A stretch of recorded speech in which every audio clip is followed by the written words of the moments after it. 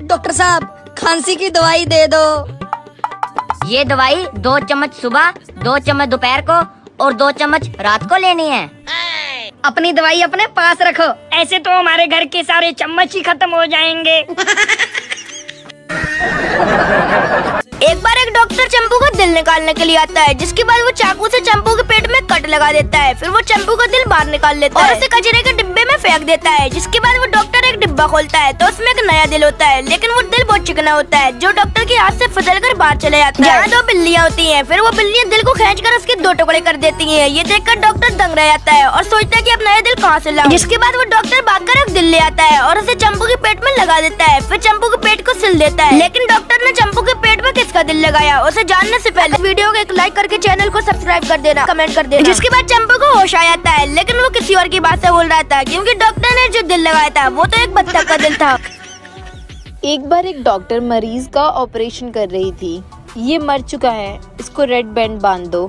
बाहर आके वो उनके पेरेंट्स को बताती है हम नहीं बचा पाए और स्टाफ रूम में जाने लगती है। जैसे ही वो लिफ्ट में जाती है, वहाँ पहले से ही एक लड़की होती है और वो लिफ्ट पहले बेसमेंट में जाती है। वहाँ एक लड़की खड़ी होती है, वो आने के लिए बोलती है, पर डॉक्टर उसको डांट के भगा देती है और लिफ्ट बंद हो जाती है। जो लड़की लिफ्ट में थी उसको बहुत गुस्सा आता है और बोलती है आपने उसे अंदर क्यों नहीं आने दिया? वो इंसान नहीं थी, वो मर चुकी थी। उसके हाथ में रेड बैंड था। जो हॉस्पिटल में मर जाता है उसके हाथ में रेड बैंड बांध देते हैं। वो लड़की डॉक्टर की तरफ स्माइल करती है और अपना हाथ ऊपर करती है जिसपे रेड बैंड होता है और डॉक्टर डर जाती है।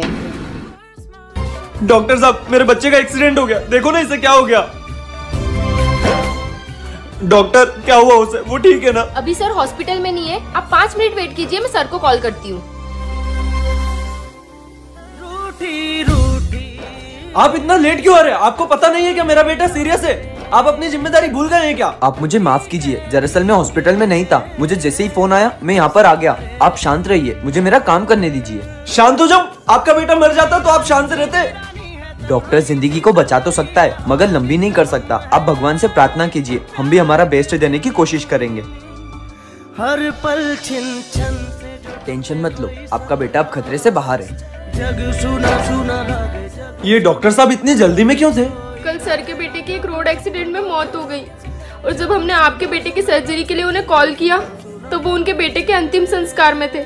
दोस्तों कभी किसी को बिना सोचे समझे जज नहीं करना। बहुत समय बाद मेरी आंखें खुली और मैं कोमा से बाहर आया। नर्स ने मुझे देखा और बोली ओ तुम्हें होश आ गया। मैंने नर्स से पूछा कि मैं कितने समय से कोमा में था। नर्स ने कहा तुम 10 साल से कोमा में थे।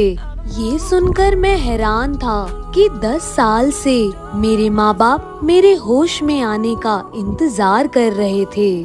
और फिर मैंने नर्स से पूछा कि वैसे अभी टाइम क्या हुआ है? नर्स बोली सुबह के 6:55। ये सुनकर मैंने नर्स से कहा मैं रोज 7 बजे उठा करता था, तो 5 मिनट और सोने दो।